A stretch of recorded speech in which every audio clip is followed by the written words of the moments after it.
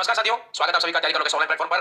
तो दोस्तों हमें बात चल रही थी कार्बन पर और कार्बन के यौगिक हमने पढ़ना स्टार्ट किया था और कार्बन के यौगिक में हमने कार्बन मोनोऑक्साइड लगभग पढ़ लिया था, याद रखिएगा। और कार्बन मोनोऑक्साइड में यह कहा था कि जब कार्बनिक पदार्थों को या कार्बनिक पदार्थों को वायु में सीमित मात्रा में जलाया जाता है तो कार्बन मोनोऑक्साइड मतलब सीमित मात्रा का मतलब होता है कम मात्रा में अगर जलाया जाता है तो कार्बन मोनोऑक्साइड प्राप्त होता है, याद रखिएगा। जो कार्बन मोनोऑक्साइड होता है ये तुम्हारे हीमोग्लोबिन के साथ जुड़ेगा और कार्बोक्सी हीमोग्लोबिन बनाता है जिससे व्यक्ति की दम घुटने से मौत हो जाती है। ये जो कार्बन मोनोऑक्साइड होता है ये तुम्हारा जो गैस गीजर होता है, गैस गीजर के अंदर जब लीकेज आ जाता है तो इसमें भी कार्बन मोनोऑक्साइड गैस बनती है। इस वजह से बाथरूम में नहाते हुए व्यक्ति की जो मौत होने का कारण है वो कार्बन मोनोऑक्साइड है। टोटल वायु प्रदूषण का अगर हम बात करें तो 50% तुम्हारी अकेली कार्बन मोनोऑक्साइड 50% जिम्मेदार होती है, याद रखिएगा। राम राम सभी को, राम राम, बिल्कुल बिल्कुल राम राम सभी को भी, गुरसाहिब सिंह राम राम, राज भी राम राम सभी को। तो अकेली कार्बन मोनोऑक्साइड 50% जिम्मेदार होती है। जब डीजल और पेट्रोल जब इंजन में जलते हैं तो कार्बन मोनोऑक्साइड बनाते हैं, ये याद रखिएगा। तो ये कहानी हमारी कार्बन मोनोऑक्साइड की थी। तो हम पहला यौगिक पढ़ रहे हैं कार्बन डाइऑक्साइड, और कार्बन डाइऑक्साइड में हम दूसरा जो यौगिक स्टार्ट कर रहे हैं वो है आपका कार्बन डाइऑक्साइड। कार्बन डाइऑक्साइड, ये कार्बन डाइऑक्साइड है। कार्बन डाइऑक्साइड को CO2 से लिखा जाता है, याद रखिएगा। तो ये बनती कैसे, तो ध्यान से सुनना। जब कार्बनिक पदार्थों को जब कार्बनिक पदार्थों के जब कार्बन को जब भी कोई कार्बनिक पदार्थ होता है या कार्बन को जब कार्बन को कार्बन लिख देता हूं यहां, जब कार्बन को वायु मतलब ऑक्सीजन की अधिकता में जलाया जाता है, वायु की अधिकता में जलाया जाता है, अधिकता में जलाया जाता है, अधिकता में जलाया जाता है तो कार्बन डाइऑक्साइड बनती है, याद रखिएगा। तो कार्बन डाइऑक्साइड बनती है। सीधी सी बात है, जब भी कोई कार्बनिक पदार्थ कोयला है, लकड़ी है, जब इन चीजों को कार्बन को वायु यानी ऑक्सीजन की अधिकता में जलाया जाएगा तो कार्बन डाइऑक्साइड बनेगी। जलने वाला पदार्थ हमेशा याद रखिएगा कार्बन होता है, जलाने वाली हमेशा ऑक्सीजन होती है, और ऑक्सीजन की अगर अधिकता में कोई कार्बन जल रहा है तो कार्बन डाइऑक्साइड बनेगी, कार्बन डाइऑक्साइड बनेगी, याद रखिएगा। ये जो हमारी कार्बन डाइऑक्साइड गैस बनी है, याद रखिएगा, ये जो कार्बन डाइऑक्साइड गैस बनी है, एक मिनट, तो याद रखिएगा ये बहुत ही आवश्यक गैस है इस एनवायरनमेंट के लिए। मैं आपको बता देना चाहता हूं, ये जो हमारी कार्बन डाइऑक्साइड गैस होती है, अगर मैं इसकी बात करूं तो ये अच्छे दो चार गुण लिख लेते हैं, याद रखिएगा। यह गंधहीन वह रंगहीन गैस है, गंधहीन वह रंगहीन गैस है, याद रखिएगा, गंधहीन वह रंगहीन गैस है। अच्छा, इसके अलावा इसके गुणों की अगर हम बात करें तो यह वायु से भारी होती है। वायु से भारी का मतलब है, यह वायु से भारी का मतलब है कि ऑक्सीजन से भारी होती है, यह वायु से भारी होती है, यह वायु से भारी होती है, याद रखिएगा। तुम्हारी कार्बन डाइऑक्साइड गैस ये गंधहीन और रंगहीन गैस होती है और ये वायु से भारी होती है। अब कहानी आती है कि कार्बन डाइऑक्साइड के उपयोग कहां है, तो याद रखना, अगर मैं इसके उपयोग की बात करूं तो सबसे पहला जो उपयोग होता है वो पृथ्वी को गर्म रखने में होता है, पृथ्वी को गर्म रखने में, पृथ्वी को गर्म रखने में, या मैं यहां लिखूं पृथ्वी का औसत तापमान 15 डिग्री बनाए रखने में, पृथ्वी का औसत तापमान, पृथ्वी का औसत तापमान 15 डिग्री सेल्सियस बनाए रखने में। अब इसका मतलब समझना, इसका मतलब समझना आप लोग, बहुत इंपॉर्टेंट कहानी है। कार्बन डाइऑक्साइड कभी भी प्रदूषणकारी गैस नहीं होती है, कभी भी प्रदूषणकारी गैस नहीं है, याद रखिएगा। तुम्हारे वायुमंडल में 0.03% जो कार्बन डाइऑक्साइड पाई जाती है ये बहुत ही आवश्यक है इस पृथ्वी पर जीवन के लिए। इस पृथ्वी पर जीवन के लिए कार्बन डाइऑक्साइड गैस बहुत आवश्यक होती है। देखना कैसे, तो ये तुम्हारी पृथ्वी है, ये तुम्हारी पृथ्वी है, ये आप लोगों की अर्थ है, और इस अर्थ के चारों ओर, इस अर्थ के चारों ओर यही तुम्हारी कार्बन डाइऑक्साइड गैस पाई जाती है, कार्बन डाइऑक्साइड पाई जाती है, और साथ में यहाँ जलवाष्प पाई जाती है। तुम्हारे वायुमंडल में कार्बन डाइऑक्साइड गैस पाई जाती है और कार्बन डाइऑक्साइड गैस के साथ साथ जलवाष्प भी पाई जाती है। अब दिन में क्या होता है कि जब सूर्य से प्रकाश की किरणें आती हैं, ये प्रकाश की किरणें आ रही होती हैं और जब पृथ्वी पर गिरती है तो पृथ्वी गर्म हो जाती है, मिट्टी गर्म हो जाती है, याद रखना। तो पृथ्वी गर्म हो जाती है, मिट्टी गर्म हो जाती है, दिन के समय का तापमान 25, 30, 35, 40, 45, 50 डिग्री तक भी हो जाता है। तो दिन में क्या हुआ, जब सूर्य की किरणें आती है तो ये सूर्य की जो किरणें होती है तुम्हारी, ये जब पृथ्वी पर गिरती है तो पृथ्वी से गर्म हो जाती है। मिट्टी गर्म होगी तो पृथ्वी तुम्हारी गर्म हो जाती है, और पृथ्वी गर्म होने से आसपास का जो वायुमंडल है वो गर्म हो जाएगा। तो पृथ्वी गर्म होगी तो आसपास की वायु गर्म हो जाएगी, इस प्रकार वायुमंडल गर्म हो जाता है। दिन के समय तापमान 35, 40, 50, 45, 50 डिग्री तक पहुंच जाता है। अब कहानी सुनना कि जो सूर्य की किरणें पृथ्वी पर आई थी और मिट्टी ने उनका अवशोषण किया, तो मिट्टी ने अवशोषण करने से मिट्टी गर्म हो गई थी, और मिट्टी जब गर्म हो गई थी तो आसपास का वायुमंडल गर्म हो गया। लेकिन रात को क्या होता है, तो जो चीज फिजिक्स में, भौतिक विज्ञान में जो चीज अच्छी अवशोषक होती है वो अच्छी उत्सर्जक भी होती है भाई। भौतिक विज्ञान में पढ़ते हैं कि जो चीज अच्छी अवशोषक होती है वो अच्छी उत्सर्जक भी होती है। तो मिट्टी जो अच्छी अवशोषक है उष्मा की, वो अच्छी उत्सर्जक भी है। तो जैसे शाम होती है, जैसे शाम होती है, सूरज छुप जाता है, तो ये पृथ्वी जो है वो जो गर्म हो गई थी वो ठंडा होना चाह रही है, तो ये पृथ्वी इन विकिरणों को, उसमें विकिरणों को वापस अंतरिक्ष में भेजना चाहती है। तो ये जो विकिरण वापस भेज रही है इनको हम बोलते हैं पार्थिव विकिरण। क्योंकि पृथ्वी से निकल रही है तो ये पार्थिव विकिरण है, और किसी भी गर्म वस्तु से जब चीजें निकलती है तो किरणें निकलती होती है पार्थिव विकिरण, ये आपकी आवर्त तरंगें होती है, याद रखना, ये आवर्त तरंगें होती है। आपके एनवायरनमेंट का टॉपिक भी लगता है, याद रखिएगा। तो एनवायरनमेंट के टॉपिक में भी ये इंपॉर्टेंट होता है। तो मैंने क्या कहा कि जैसे ही रात होती है, शाम होती है, तो ये जो किरणें होती है वापस अंतरिक्ष में भेज देती है पृथ्वी। जब ये किरणें वापस आ रही होती है, किरणों को जो पृथ्वी से निकल रही है इनको पार्थिव किरणें कहते हैं। और दूसरा, ये जो पार्थिव किरणें होती है तो अवरक्त तरंगें होती है, पार्थिव तरंगें अवरक्त तरंगें होती हैं। और जब ये वापस आ रही होती है तरंगें, तो ये जो कार्बन डाइऑक्साइड हमारे वायुमंडल में होती है और जो जलवाष्प होती है, ये कुछ समय के लिए इन किरणों का अवशोषण कर लेती है। ये जो पार्थिव किरणें होती है इनका अवशोषण कर लेती हैं, और अवशोषण करने के कारण पृथ्वी के रात का तापमान 15 डिग्री बना रहता है। पृथ्वी रात के समय भी गर्म बनी रहती है, याद रखिएगा। पृथ्वी रात के समय गर्म इसलिए बनी रहती है क्योंकि पृथ्वी के वायुमंडल में कार्बन डाइऑक्साइड गैस होती है जो पार्थिव किरणों का या अवरक्त तरंगों का, जो उसमें किरणें होती है उनका अवशोषण कर लेती है, और इस वजह से रात के समय हमारी पृथ्वी जो है वो गर्म बनी रहती है। और रात के समय पृथ्वी का औसत तापमान 15 डिग्री होता है। तो लोगों ने सुना होगा कि पृथ्वी का औसत तापमान है वो 15 डिग्री है, और पृथ्वी का औसत तापमान 15 डिग्री इसलिए है क्योंकि पृथ्वी के वायुमंडल में ये गैसें पाई जाती हैं, ये गैसें पाई जाती हैं, और इस वजह से पृथ्वी का रात का तापमान 15 डिग्री। तो पृथ्वी को गर्म रखने में, पृथ्वी का औसत तापमान 15 डिग्री बनाए रखने में इस कार्बन डाइऑक्साइड का बहुत ज्यादा उपयोग होता है। इसी वजह से इस पृथ्वी पर जीवन संभव हुआ, पृथ्वी पर पेड़ पौधे पनपे, पृथ्वी पर जीव जंतु पनपे, और इस वजह से पृथ्वी को ग्रीन हाउस कहते हैं, याद रखिएगा। पृथ्वी को तुम्हारा ग्रीन हाउस कहते हैं, ये पृथ्वी इस वजह से ग्रीन हाउस है। चंद्रमा पर कभी भी जीवन संभव नहीं होगा। कारण सुनना, दिन के समय तो सूर्य की किरणें जब चंद्रमा के धरातल पर गिरती है तो चंद्रमा का धरातल गर्म हो जाता है, लेकिन जैसे ही शाम होती है तो जो चीज अच्छी अवशोषक होती है वो अच्छी उत्सर्जक होती है। तो चंद्रमा के धरातल में दिन के समय जो उसमें विकिरणों का अवशोषण किया था वो रात के समय वापस उसको छोड़ेगा। जब वो छोड़ेगा तो बीच में चंद्रमा पर वायुमंडल नहीं होने के कारण चंद्रमा पर किसी प्रकार की कार्बन डाइऑक्साइड गैस नहीं है, चंद्रमा पर जलवाष्प भी नहीं है। इस वजह से जो भी चंद्रमा से किरणें निकलेंगी वो किरणें अंतरिक्ष में चली जाएंगी, अंतरिक्ष में चली जाएंगी। और यही कारण होता है कि चंद्रमा पर रात का जो तापमान होता है वो -150 से -200 डिग्री पहुंच जाता है, -150 से -200 डिग्री। अब सपोज करो तुम लोग, अगर ये पृथ्वी पर तुम्हारी कार्बन डाइऑक्साइड और जलवाष्प नहीं होती, ध्यान से सुनना, एनवायरनमेंट में पढ़ोगे क्या, तो एनवायरनमेंट पोल्यूशन, ध्यान से सुनिएगा इस बात को। अगर मैं ये कहूं कि इस पृथ्वी पर अगर वायुमंडल नहीं होता, वायुमंडल में ये तुम्हारी कार्बन डाइऑक्साइड और जलवाष्प नहीं होती, तो ये जो पार्थिव किरणें हैं ये अंतरिक्ष में चली जाती और पृथ्वी भी एक बर्फ का गोला बन के रह जाती। पृथ्वी पर रात का तापमान -30 से -40 डिग्री हो जाता और -30 से -40 डिग्री पर पृथ्वी पर जीवन संभव नहीं हो पाता। तो याद रखना, इस पृथ्वी पर जीवन संभव के लिए कार्बन डाइऑक्साइड बहुत ही आवश्यक गैस है, बहुत ही आवश्यक गैस है, क्योंकि इसी वजह से रात के समय इन दो गैसों की वजह से इसमें तुम्हारा कार्बन डाइऑक्साइड भी है। इस वजह से रात के समय गुड आफ्टरनून किरण, गुड आफ्टरनून सभी को। तो इस वजह से रात के समय पृथ्वी का जो औसत तापमान होता है वो तुम्हारा 15 डिग्री होता है। उस वजह से पृथ्वी पर जीवन संभव हुआ है। तो ये कार्बन डाइऑक्साइड कभी भी प्रदूषणकारी गैस नहीं होती है, ये पृथ्वी के लिए बहुत ही आवश्यक गैस होती है, याद रखिएगा। अब हमने क्या किया कि जब से 1950 के बाद जब से अपने उद्योगों का विकास करना शुरू किया, उस वजह से हमने क्या किया कि पृथ्वी पर कार्बन डाइऑक्साइड गैस की मात्रा को बढ़ा दिया। अब सुनना मेरी बात को आपसे, तो तुम्हारी CO2 की मात्रा बढ़ गई है और इस वजह से प्रदूषणकारी गैस बन गई है। नॉर्मल जो 0.03% कार्बन डाइऑक्साइड है वो कभी भी प्रदूषणकारी नहीं है। वास्तविकता में जो प्रदूषणकारी हुआ है वो तुम्हारे 1950 के बाद जब से हमने उद्योगों का विकास ज्यादा किया, तो पृथ्वी पर अपने पेड़ पौधों को काट दिया, उद्योग ज्यादा लगाए और उद्योग ज्यादा लगाने की वजह से इस पृथ्वी पर कार्बन डाइऑक्साइड गैस की मात्रा को हमने बढ़ा दिया है। और इस वजह से जब कार्बन डाइऑक्साइड गैस की मात्रा बढ़ गई है, तो इस वजह से याद रखिएगा, इस वजह से अब कार्बन डाइऑक्साइड गैस की मात्रा बढ़ी, ज्यादा मात्रा बढ़ी कार्बन डाइऑक्साइड की, तो पृथ्वी से निकलने वाली किरणों का ज्यादा अवशोषण हुआ और पृथ्वी से निकलने वाली किरणों का ज्यादा अवशोषण हुआ तो पृथ्वी का रात का तापमान बढ़ गया है। और कितना बढ़ गया है कि 15 डिग्री से बढ़कर वो 15.5 डिग्री तक पहुंच गया है। और इसी घटना का नाम है ग्लोबल वार्मिंग, याद रख लेना, इसी घटना का नाम है ग्लोबल वार्मिंग। तो ग्लोबल वार्मिंग इसलिए हुआ क्योंकि हमारे क्रियाकलापों की वजह से कार्बन डाइऑक्साइड गैस की मात्रा बढ़ी है और कार्बन डाइऑक्साइड गैस हमेशा उसमें भी किरणों का अवशोषण करती है, जिस वजह से पृथ्वी का रात का तापमान बढ़ रहा है, जिसको तुम ग्लोबल वार्मिंग कहते हो। तो ग्लोबल वार्मिंग के लिए आज की तारीख में जो प्रमुख गैस जिम्मेदार है वो CO2 है। लेकिन याद रखना, इसी CO2 की वजह से पृथ्वी पर जीवन संभव हुआ था। अगर ये नहीं होती तो कभी जीवन संभव नहीं होने वाला था। तो जो मैंने बात लिखी है वो ध्यान से सुनिएगा। पृथ्वी पर जीवन संभव के लिए ये कार्बन डाइऑक्साइड बहुत ही आवश्यक होती है, बहुत ही आवश्यक होती है, याद रखिएगा। ग्लोबल वार्मिंग के लिए भी गैस जिम्मेदार होती है, लेकिन जब इसकी मात्रा बढ़ी है, नहीं तो कभी भी प्रदूषणकारी गैस नहीं है। एकमात्र ऐसी गैस है जिसकी मात्रा बढ़ने की वजह से इस पृथ्वी पर ग्लोबल वार्मिंग हुआ है। लेकिन ये गैस तुम्हारी पृथ्वी पर जीवन संभव करती गर्म रखने में आवश्यक है। अगर ये गैस नहीं होती तो रात का तापमान कभी भी 15 डिग्री नहीं होता, पृथ्वी बर्फ का गोला बन जाता, याद रखिएगा। बनाए रखने में ये इंपॉर्टेंट है, रखने में तो याद रखिएगा, तो करती गर्म बनाए रखने में इसका उपयोग होगा। बाकी सब बातें मैंने तो पढ़ाई है, वो मैं पर्यावरण टॉपिक में पूरा डिटेल से पढ़ाऊंगा भी कैसे घटनाएं होती है। अभी तुम उपयोग में इतना याद रखो, पता लग गया होगा पृथ्वी गर्म रखने में कैसे और पृथ्वी का रात का तापमान 15 डिग्री कैसे बना रहता है। दूसरी बात, आग बुझाने में, तो याद रखना, आग बुझाने में इसी गैस का उपयोग किया जाता है, कार्बन डाइऑक्साइड गैस का उपयोग किया जाता है आग बुझाने में। अब देखना कैसे कार्बन डाइऑक्साइड गैस होती है वो आग को बुझा देती है। देखना कैसे कार्बन डाइऑक्साइड की प्रकृति ऐसी होती है कि वो आग को बुझा देती है। आग को जलाने में आवश्यक होती है ऑक्सीजन गैस। ध्यान से सुनना बातों को, ऑक्सीजन गैस आग जलाती है, जलाने में सहायक गैस है ऑक्सीजन, आग बुझाने में सहायक कार्बन डाइऑक्साइड। देखना कैसे, अब ये कार्बन डाइऑक्साइड होती है वो ऑक्सीजन से भारी होती है, और ये भारी होती है और ये हल्की होती है। जो चीज भारी होती है वो नीचे बैठती है और जो चीज हल्की होती है वो ऊपर चली जाती है। तो आपको अगर तुम्हें बुझाना है तो ऑक्सीजन की सप्लाई को बंद करना पड़ेगा। अगर हमें आग को बुझाना है तो ऑक्सीजन सप्लाई को बंद करना पड़ेगा। तो ऑक्सीजन को सप्लाई को बंद करने के लिए अगर कार्बन डाइऑक्साइड छोड़ दें वहां, तो कार्बन डाइऑक्साइड जो है वो भारी होती है। देखना कैसे, एक कार्बन का भार 12 ग्राम और एक ऑक्सीजन का भार 16 ग्राम, दो ऑक्सीजन का भार 32 ग्राम हुआ, तो 32 और 12 44 ग्राम। कार्बन डाइऑक्साइड का पूरा जो अणु भार होता है वो 44 ग्राम होता है और तुम्हारी ऑक्सीजन का जो भार होता है, एक ऑक्सीजन का 16 ग्राम भार होता है, तो दो ऑक्सीजन का 32 ग्राम भार हुआ, याद रखो। तो यहाँ ये 44 ग्राम भार लेकर बैठी कार्बन डाइऑक्साइड और ये 32 ग्राम, इसका मतलब है कि कार्बन डाइऑक्साइड ज्यादा भारी होती है ऑक्सीजन की तुलना में। और इस वजह से अगर हम कार्बन डाइऑक्साइड की मात्रा बढ़ाते हैं तो कार्बन डाइऑक्साइड नीचे बैठने की वजह से ऑक्सीजन सप्लाई को बंद कर देगी और इस प्रकार तुम्हारी आग बुझ जाएगी। तो आग बुझाने में सहायक होता है, आग बुझाने में सहायक कौन है, तो ध्यान से सुनना। आग बुझाने में देखना कैसे, अग्निशामक यंत्रों में सोडियम बाइकार्बोनेट, सोडियम बाइकार्बोनेट के साथ आपको पता है कि जो अग्निशामक यंत्र होते हैं वो आग को बुझा देते हैं। अग्निशामक यंत्र जो होते हैं वो आग को बुझाते हैं, याद रखिएगा।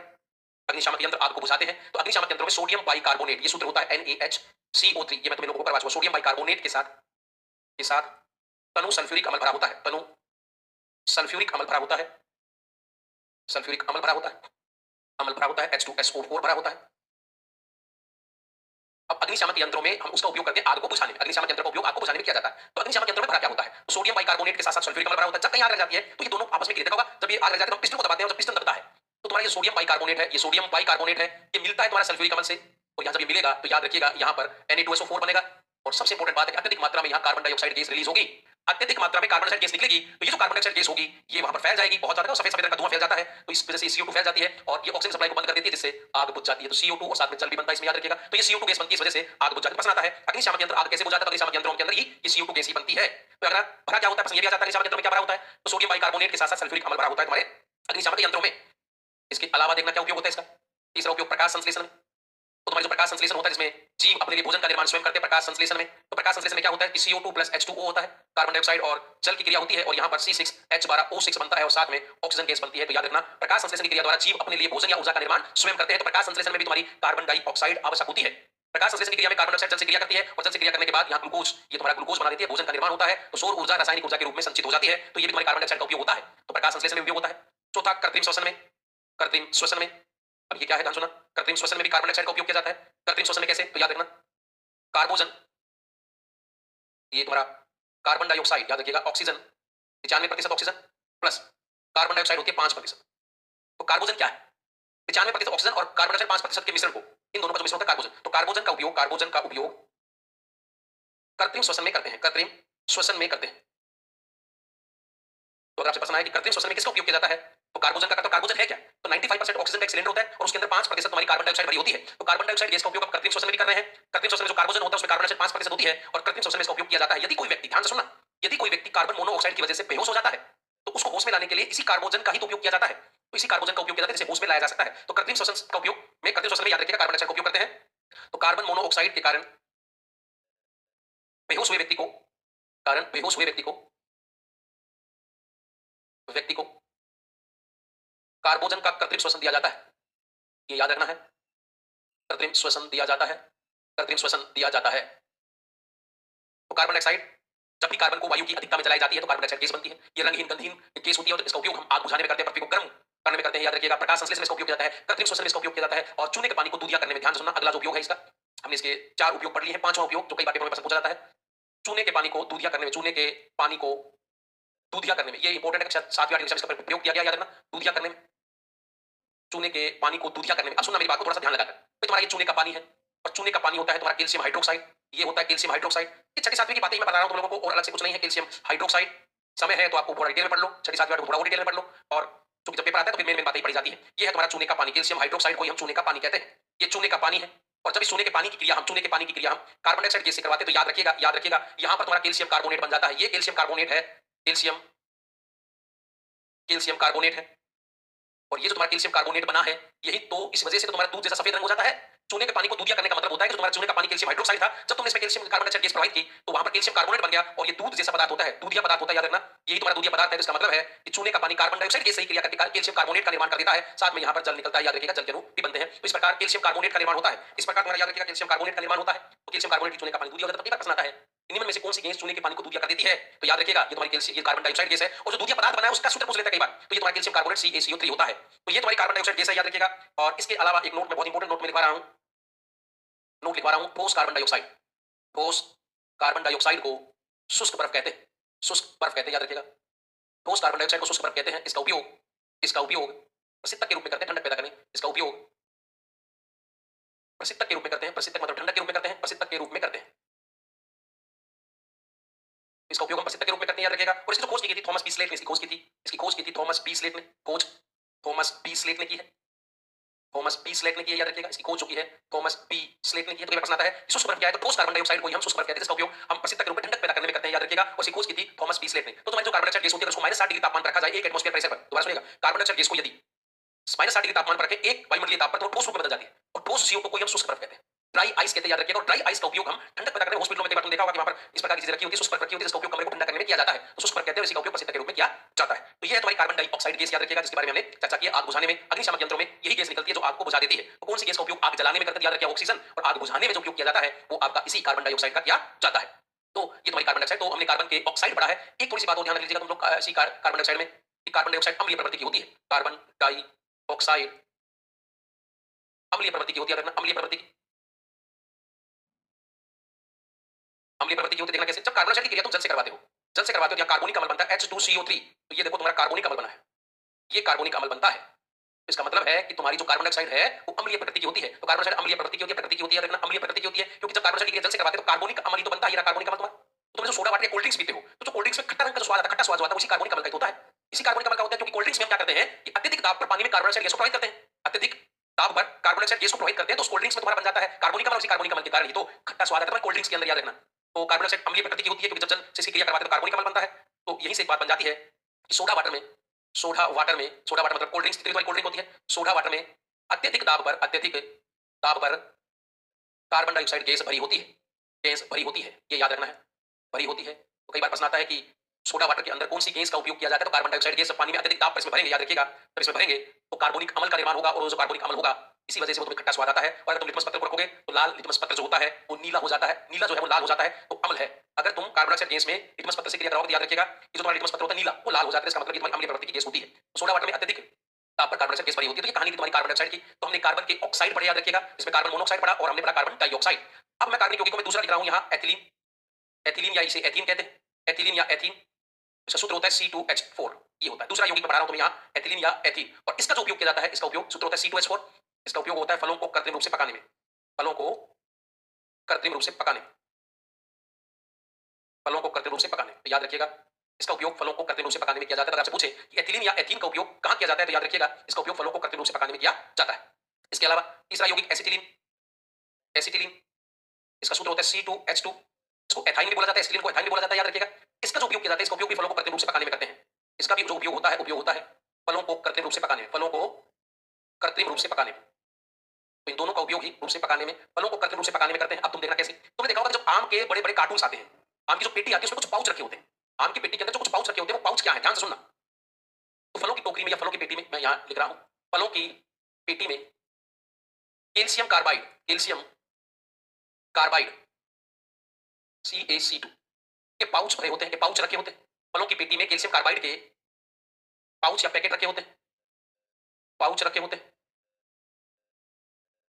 जो कैल्शियम कार्बाइड के पाउच रखे होते हैं, जो नमी से क्रिया करके, नमी से क्रिया करके एसिटिलीन गैस बनाते हैं, एसिटिलीन गैस बनाते हैं, एसिटिलीन गैस बनाते हैं, जिससे फल कृत्रिम रूप से पक जाते हैं। तो याद रखिएगा, ये जो पाउच आते हैं, आपने देखा होगा कि जो फलों की टोकरियां आती हैं, फलों की टोकरियों के अंदर जो है वो आपके पाउच रखे होते हैं। वो जो पाउच होते हैं वो आपके कैल्शियम कार्बाइड के होते हैं। ये जो कैल्शियम कार्बाइड के पाउच होते हैं, ये नमी से क्रिया कर लेते हैं, और नमी मतलब जल से क्रिया कर लेंगे और एसिटिलीन गैस बनाएंगे, और इसी एसिटिलीन गैस की वजह से तुम्हारा जो फल होते हैं वो कृत्रिम रूप से पक जाते हैं, लेकिन उनमें मिठास नहीं होती है। एक तो नेचुरल जो तुम्हारा पका हुआ फल होता है आम का या और के जो फल होते हैं, एक इससे जो कृत्रिम रूप से पकाए जाते हैं, ये फल पके तो जरूर दिखते हैं आप लोगों को, लेकिन इनमें किसी भी प्रकार का मिठास नहीं होती है। तो ये आपको याद रखना है। तो ये चाहे वो तुम्हारी एथिलीन है या एसिटिलीन, ये दोनों वो गैसें हैं जिनकी वजह से फलों को कृत्रिम रूप से पकाया जाता है। इसके बाद चौथा तुम्हारा यौगिक मैं लिखा रहा हूं, या मीथेन। मीथेन को मेथेन भी कह रहे हैं, याद रखिएगा। और इसका सूत्र होता है CH4। ये CH4 वाला होता है। यह एक हरित ग्रह गैस है, याद रखना। यह एक हरित ग्रह गैस है। हरित ग्रह गैस का मतलब होता है जो पृथ्वी का तापमान बढ़ा रही है। यह एक हरित ग्रह गैस है। ये वो गैसें हैं जो पृथ्वी का तापमान बढ़ा रही होती हैं, जिनमें कार्बन डाइऑक्साइड होता है, जलवाष्प होता है, तुम्हारी मीथेन होती है, क्लोरोफ्लोरोकार्बन, नाइट्रस ऑक्साइड, ये वो कई गैसें होती हैं जो याद रखिएगा, तुम्हारी हरित ग्रह गैसें होती हैं। तो उसमें से मीथेन भी एक तुम्हारी हरित ग्रह गैस है। यह प्राकृतिक गैस है, याद रखना, नेचुरल गैस है। यह प्राकृतिक गैस है, नेचुरल में पाई जाने वाली गैस होती है, याद रखना। यह प्राकृतिक गैस होती है, नेचुरल गैस होती है, यह प्राकृतिक गैस है। अच्छा, इसे मास गैस कहते हैं, मास गैस कहते हैं, इसे मास गैस, इसे हम मास गैस कहते हैं, याद रखना। और इसी को दलदल की गैस कहते हैं, दलदल की गैस, दलदल गैस कहते हैं। इसी को चावल के खेतों की गैस कहते हैं, चावल के खेतों की गैस कहते हैं, खेतों की गैस। इसी को पंख गैस कहते हैं, पंख मतलब दलदल, पंख गैस कहते हैं, पंख मतलब दलदल की गैस कहते हैं। इसी को तुम्हारा कहा जाता है फायर टैंक, याद रखना, फायर टैंक कहते हैं। अब ये मतलब समझ रहे हैं इसका, फायर टैंक का, फायर टैंक कहते हैं, मतलब समझ रहे हैं इसका तुम लोग। क्योंकि जो तुम्हारी कोयले की जो खानी होती है, कोयले की खानों में, मैंने आपको बताया कोल गैस, याद है अगर आप लोगों को, तो मैंने कोल गैस में करवाया था। और उस कोल गैस में मीथेन और हाइड्रोजन ही तो पाए जाते हैं। जो मीथेन होती है ज्वलनशील गैस होती है, और हल्का सा तापमान पर आग पकड़ लेती है। ये आग पकड़ लेती है, और वहां पर जो हाइड्रोजन होती है फिर वो धमाके के साथ जलती है। तो कोयले के खानों में जो जो धमाके होते हैं वो तुम्हारे इसी मीथेन गैस के कारण होते हैं, इसे फायर टैंक कहते हैं, याद रखना। अगर आपसे कोई पूछे कौन सी गैस को फायर टैंक कहा जाता है, तो वो तुम्हारी मीथेन है। क्यों कहा जाता है? क्योंकि क्योंकि कोयले की खानों में, कोयले की खानों में विस्फोट का कारण होती है, विस्फोट का कारण होती है, इसलिए इसे फायर टैंक कहते हैं, कारण होती है, इसलिए इसे फायर टैंक कहते हैं। अच्छा, इसका उपयोग कहाँ किया जा रहा है, याद रखना। इसका जो उपयोग किया जा रहा है वो आपका CNG बनाने में करते हैं, CNG कंप्रेस्ड नेचुरल गैस बनाने में। या मैं इसका उपयोग लिखूं तो याद रखना ईंधन के रूप में। यदि आपका ये लिख दो या CNG बनाने में, या सीधा लिख दो ईंधन के रूप में, ईंधन के रूप में, वाहनों में, CNG के जो वाहन होते हैं वाहनों में, तो याद रखना CNG के रूप में। कंप्रेस्ड नेचुरल गैस जो प्राकृतिक संपीड़ित गैस है वो तुम्हारी मीथेन होती है। ताप बढ़ाकर ताप कम करेंगे तो सिलेंडर भर लेंगे, तो ईंधन के रूप में CNG के रूप में, याद रखना। तो ये तुम्हारी मीथेन हो गई। इसके बाद क्लोरोफ्लोरोकार्बन, अगला यौगिक मैं करवा रहा हूं इसका, 5 नंबर का यौगिक है क्लोरोफ्लोरोकार्बन, क्लोरो फ्लोरोकार्बन। और क्लोरोफ्लोरोकार्बन को ही हम कहते हैं CFC। इसी को फ्रेओन कहा जाता है, इसी को तुम्हारा फ्रेओन कहा जाता है। ये लोग तुम्हारा फ्रेओन हो गया, क्लोरोफ्लोरोकार्बन हो गया। क्लोरोफ्लोरोकार्बन क्या है? जब कार्बन के साथ क्लोरीन और फ्लोरीन जुड़े हो, जब कार्बन के साथ क्लोरीन और फ्लोरीन जुड़े हो, तो इस प्रकार का जो यौगिक होगा उसे क्लोरोफ्लोरोकार्बन कहते हैं, याद रखिएगा। तो थोड़ा सा लिखवा देता हूं, हमारे 10 में पुरानी किताबों में दे भी रखा है, पूरा डिटेल से दे रखा है इसको, क्लोरोफ्लोरोकार्बन। इसी को CFC कहा जाता है, इसी को फ्रेओन कहा जाता है, याद रखना, फ्रेओन कहा जाता है। ये है क्या, तो ध्यान से सुनिए। जब कार्बन अपनी संयोजकता, जब कार्बन अपनी संयोजकता संयोजकता क्लोरीन व फ्लोरीन परमाणुओं से पूरी करता है, क्लोरीन व क्लोरीन परमाणुओं से, क्लोरीन परमाणुओं से पूरी करता है, तो इस प्रकार बने यौगिकों को, इस प्रकार बने यौगिकों को क्लोरोफ्लोरोकार्बन कहते हैं। यौगिकों को क्लोरोफ्लोरोकार्बन कहते हैं, क्लोरोफ्लोरोकार्बन कहते हैं, याद रखना। तो क्या लिखा है मैंने कि जब भी कार्बन जो है वो अपनी जो संयोजकता होती है, यदि वो अपनी संयोजकता को क्लोरीन और क्लोरोफ्लोरोकार्बन, क्लोरीन और फ्लोरीन से पूरी करते हैं, इस प्रकार बने यौगिकों को क्लोरोफ्लोरोकार्बन कहेंगे। या अगर मैं यहाँ लिखूं कि मेथेन, ये तुम्हारा मेथेन का सूत्र होता है, और मेथेन में अगर हाइड्रोजन को हटाकर यहाँ पर तुम्हारा इसका हाइड्रोजन की जगह या तो क्लोरीन जोड़ दूं या फ्लोरीन जोड़ दूं, तो इस प्रकार जो मेथेन के जो मेथेन मतलब एल्केन, मेथेन का मतलब होता है एल्केन। तो जब एल्केन में हम हाइड्रोजन की जगह क्लोरीन और फ्लोरीन परमाणुओं को प्रतिस्थापित करते हैं तो इस प्रकार बने होगी कि तुम्हारे क्लोरोफ्लोरोकार्बन कहलाएंगे, याद रखिएगा। तो इसको एक परिभाषा और होती है, तो ध्यान सुनना कैसे परिभाषा लिखेंगे। यदि या मैं ये कहूं कि एल्केनों के क्लोरोफ्लोरो व्युत्पन्नों को फ्लोरो व्युत्पन्नों को व्युत्पन्न मतलब हाइड्रोजन को हटाकर उनकी जगह क्लोरीन और फ्लोरीन को फिट कर दें, क्लोरीन और फ्लोरीन को फिट कर दिया तो इस प्रकार बने होगी तुम्हारे क्लोरोफ्लोरोकार्बन है। तो एल्केनो के क्लोरोफ्लोरो व्युत्पन्नों को क्लोरोफ्लोरोकार्बन या फ्रीओन कहते हैं, व्युत्पन्नों को क्लोरोफ्लोरोकार्बन या फ्रीओन कहते हैं, फ्रीओन कहते हैं, याद फ्रीओन कहते हैं, याद रखिएगा। तो ये तुम्हारे क्लोरोफ्लोरोकार्बन हो गए। तो एल्केनो के क्लोरोफ्लोरो व्युत्पन्नों को क्लोरोफ्लोरोकार्बन या फ्रीओन कहते हैं। और इनका उपयोग जो होता है, याद रखिएगा, इनका उपयोग ये इंपॉर्टेंट है, याद रखना। इसका जो उपयोग होता है क्लोरोफ्लोरोकार्बन या फ्रीओन का जो उपयोग होता है वो रेफ्रिजरेटर मतलब फ्रीज या तुम्हारे एसी या कोल्ड स्टोरेज, जो कोल्ड स्टोरेज होते हैं बड़े बड़े कोल्ड स्टोरेज में, या शीत भंडार जिसको बोलते हैं, कोल्ड स्टोरेज को शीत भंडार बोलते हैं, एसी। वह शीत भंडारक में एक प्रसिद्ध के रूप में ठंडक पैदा करना, प्रसिद्ध के रूप में। तो याद रखना फ्रीज के अंदर तो आजकल चलो हम अमोनिया भरने लगे, लेकिन 1997 से पहले जब तुम्हारा मॉन्ट्रियल प्रोटोकॉल नहीं हुआ था, मॉन्ट्रियल प्रोटोकॉल से पहले फ्रीज के अंदर यही क्लोरोफ्लोरोकार्बन भरे होते थे, एसी में, फ्रीज में, और तुम्हारे शीत भंडार जो कोल्ड स्टोरेज होते थे उनके अंदर हम ठंडक पैदा करने में इसी क्लोरोफ्लोरोकार्बन को, यौगिकों का प्रयोग करते थे। 1984 के अंदर अमेरिका ने एक निम्बस नाम का उपग्रह छोड़ा था जो समताप मंडल में ओजोन के बारे में बता रहा था, ओजोन का निरीक्षण करने वो हमारा उपग्रह गया था 1984 में। निम्बस नाम का उपग्रह अमेरिका ने छोड़ा था, वो समताप मंडल में ओजोन परत की लेयर देख रहा था कि ओजोन परत कितनी मोटी है, कितनी पतली हो गई है। तो जब उसको पता लगा कि ओजोन जो है उसमें छेद हो गया, ओजोन छेद का मतलब होता है कि ओजोन के अंदर परत पतली हो गई है, तो उन्होंने जब इसका पता लगा कि इसका कारण क्या है, तो इसमें सबसे इंपॉर्टेंट कारण माना गया क्लोरोफ्लोरोकार्बन को, क्योंकि इस क्लोरोफ्लोरोकार्बन में जो क्लोरीन का परमाणु होता है, क्लोरीन का परमाणु वो याद रखना तुम्हारे ओजोन को नष्ट कर देता है, ओजोन को ऑक्सीजन में बदलने की ताकत रखता है, और एक क्लोरीन का परमाणु 1 लाख ओजोन अणुओं को खराब कर देता है। तब 1987 में आता है मॉन्ट्रियल प्रोटोकॉल, मॉन्ट्रियल संधि आती है कनाडा के शहर मॉन्ट्रियल में प्रोटोकॉल होता है, उसमें कहा जाता है कि अगले 10 सालों में 1997 तक हमने इस क्लोरोफ्लोरोकार्बन का विकल्प देखना है।